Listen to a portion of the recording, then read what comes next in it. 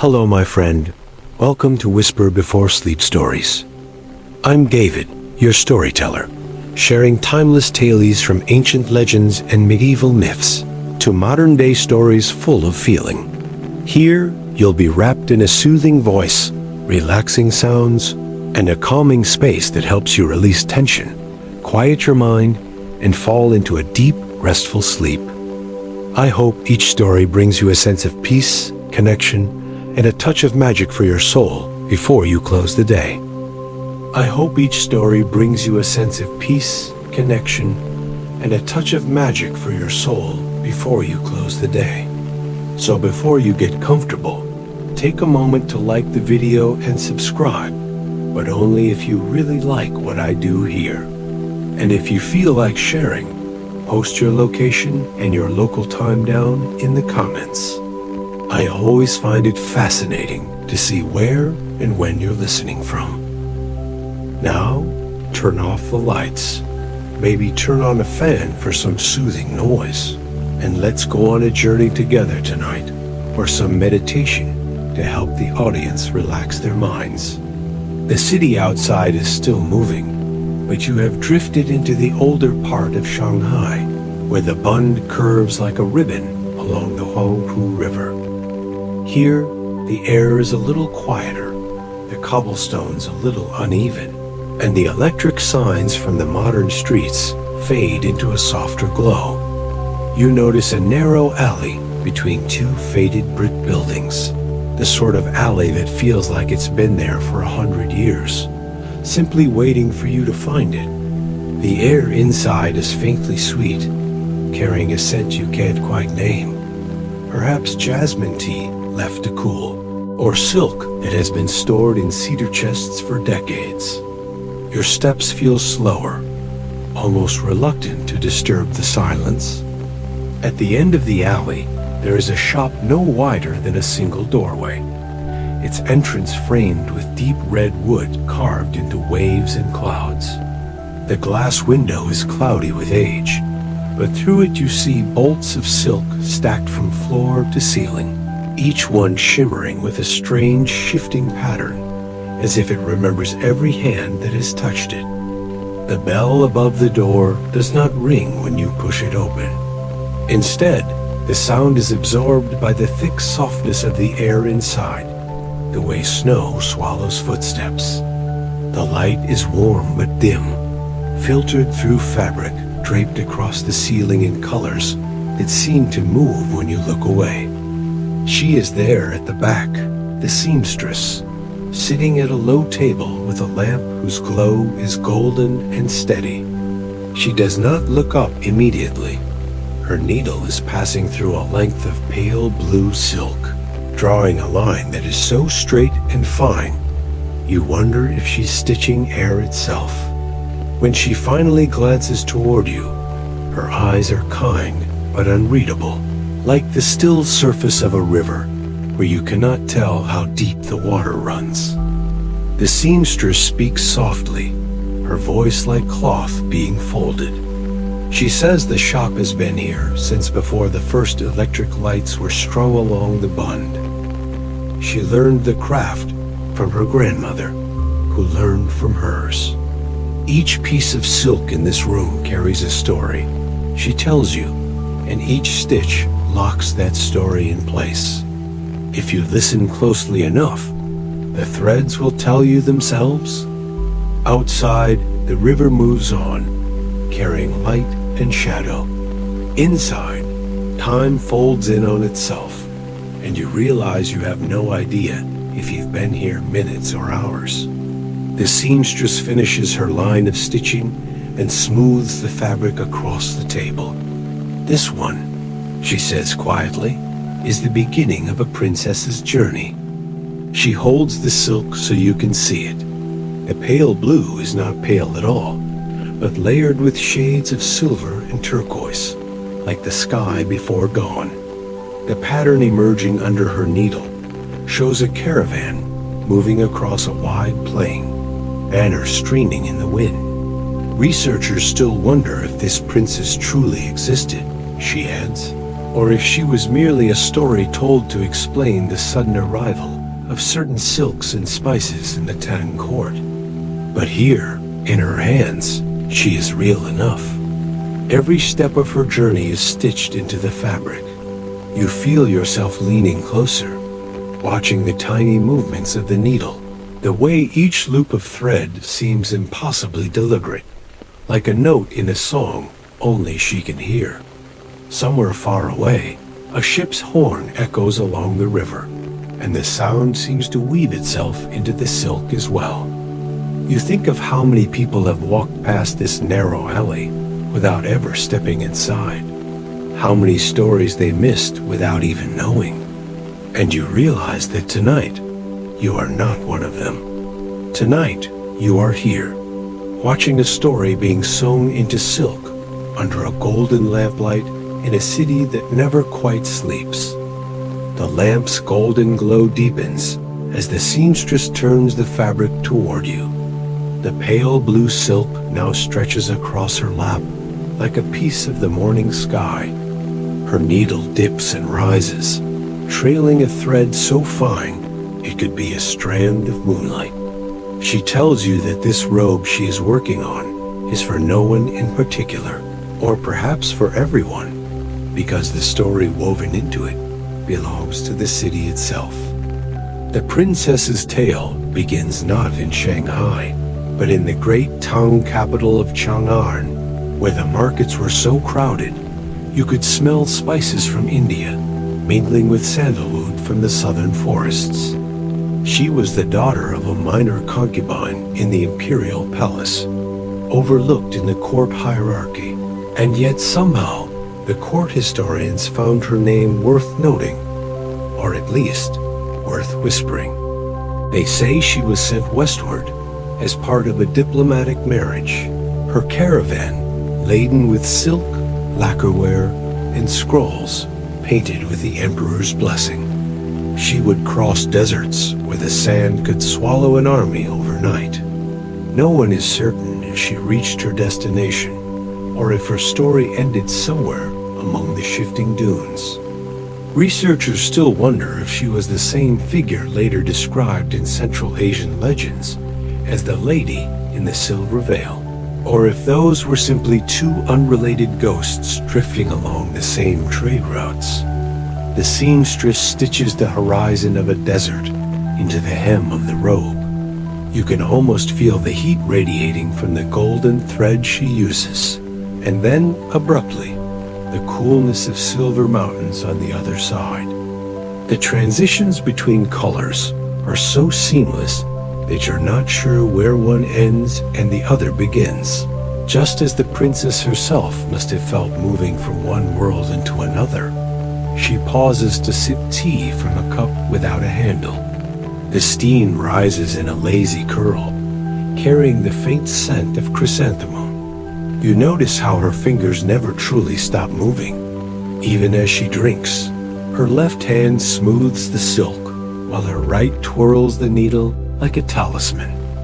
She tells you about an obscure detail, that certain Tang caravans carried pouches of tiny glass beads, not as jewelry, but as protection against thirst. Travelers believed that holding one in the mouth kept the tongue moist. Whether this actually worked, no one knows for sure. But she stitches a few shimmering beads into the princess's caravan, hidden in the saddlebags of a painted camel.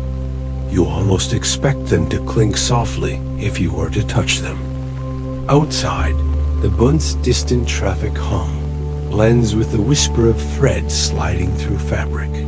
You realize that here, the present moment is stitched together with centuries past, each pull of the needle binding you tighter to the story.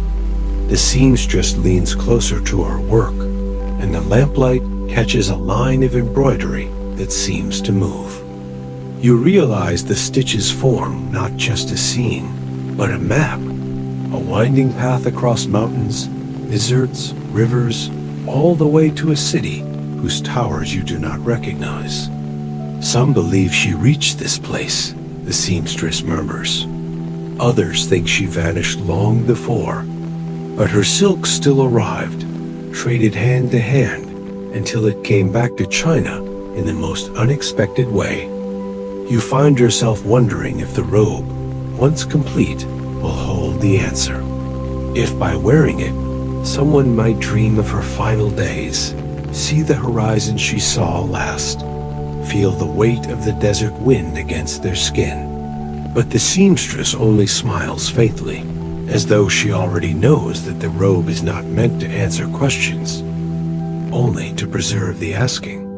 The tea is finished. The lamp burns lower, and still she stitches, the princess riding westward under a sky of blue silk, her face turned away so you can never quite see her expression. You realize that is how she will remain, forever just beyond the last dune, leaving you to imagine the rest.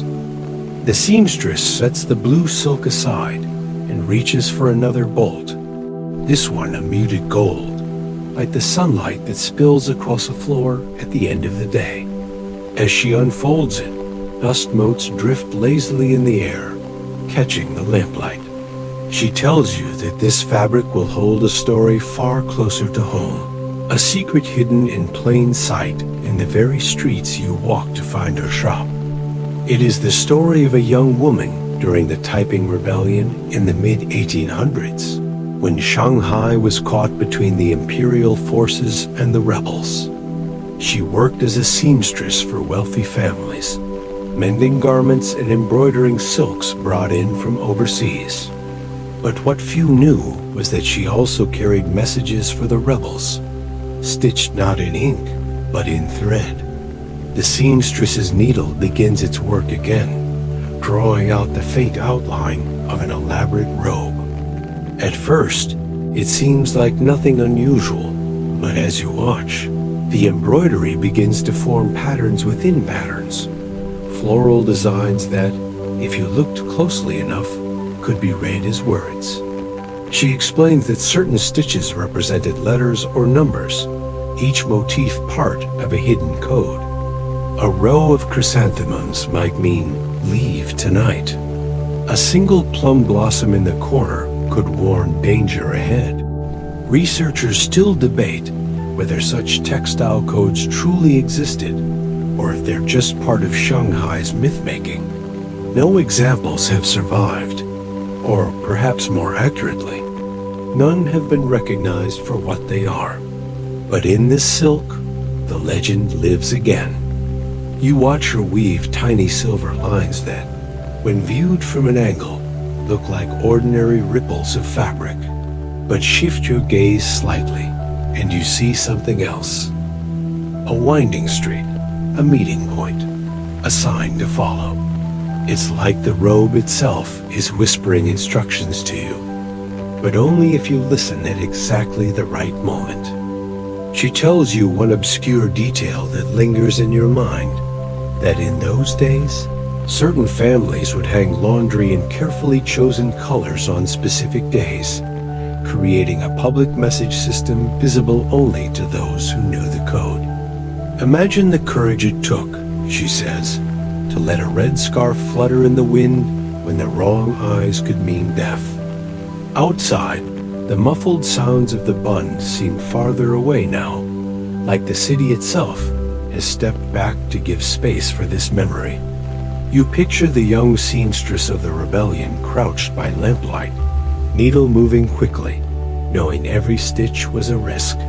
You wonder if she ever felt the fear rise in her throat, if she ever paused to ask herself if it was worth it. The modern seamstress doesn't answer that question. Instead, she smooths the gold silk and adds a final motif, a crane flying against the wind. You think of the cranes you've seen in paintings, symbols of longevity and endurance, and you realize this one is flying home. She lays the robe across her lap, and in that moment, it feels heavier than it should, as though it carries not just thread, but the weight of choices made in silence, under watchful eyes. You don't know if the original ever survived, but this This one will stay here, in the shadows of the shop, until someone else comes to see it, to feel the code hum faintly beneath their fingertips.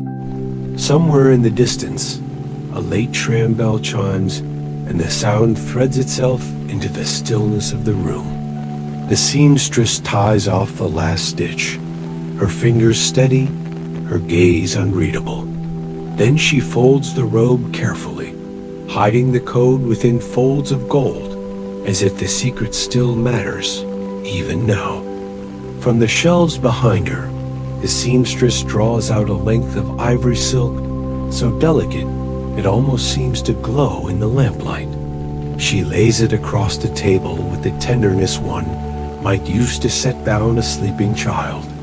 This, she tells you, will become a wedding veil, though the marriage it was meant for never happened. Her hands smooth the fabric, and her eyes wander for a moment, as though she is seeing another place, another year. The story is about a young woman from one of Shanghai's merchant families in the 1890s. She was promised to a man from a rival trading house, a union meant to bring two fortunes together. It was to be one of the most talked about weddings of the year. The veil, of course, was to be the centerpiece, made from the finest silk and embroidered with the symbols of prosperity, harmony, and long life. The seamstress begins her work in slow, deliberate stitches. You watch as she forms delicate peonies, the petals barely raised from the surface of the fabric. But as she works, the flowers begin to take on a strange quality, not just symbols of wealth and beauty, but something more fragile, almost fading. She tells you that the wedding never happened. On the morning of the ceremony, the bride vanished. To this day, no one knows if she ran away to be with someone else, or if something darker happened. Some accounts claim she was last seen boarding a riverboat heading upriver. Others insist she was taken by night into the French concession and never seen again. There are even those who believe she changed her name and opened a small tea shop somewhere in the city, serving the same wedding guests years later without them recognizing her. As you listen, you notice the seamstress adding tiny silver threads at the edges of the veil, so faint they catch the light only when the silk moves. When you look closely, you see they form an unfinished motif, half of a butterfly's wing, incomplete and forever frozen mid-flight. She says this was deliberate, a symbol that the story was never finished. There's an obscure detail she shares almost in passing. In traditional silk embroidery, butterflies often represent marital bliss. But when only one wing is shown, it is meant as a quiet lament for love that did not last. She does not say where she learned this, and you sense it might be knowledge passed quietly between seamstresses for generations. The shop feels quieter now, as though the city outside has lowered its voice to listen. The veil's ivory surface seems impossibly light, but your gaze keeps returning to that half wing, that moment of interrupted motion. You imagine the young bride's hands clutching the fabric, the decision or fate that pulled her away from the aisle. When the seamstress finishes for the evening, she leaves the veil spread across the table. The lamplight cools on it like moonlight on still water.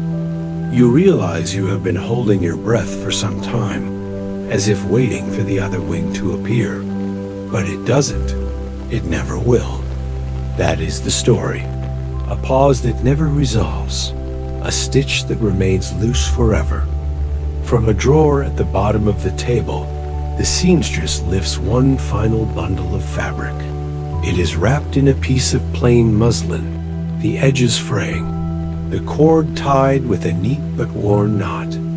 When she loosens it, the muslin falls away to reveal silk so pale, it's almost not there at all. A soft silver that shifts with the slightest movement, like a thin layer of water under moonlight. "This is the last bolt I will ever sew," she says quietly. "It is mine." You watch as she draws the silk across the table, smoothing it slowly with the flat of her palm. This time, there is no story from dynasties or rebellions. No lost princess, no vanished bride. Instead, the thread will hold her own life.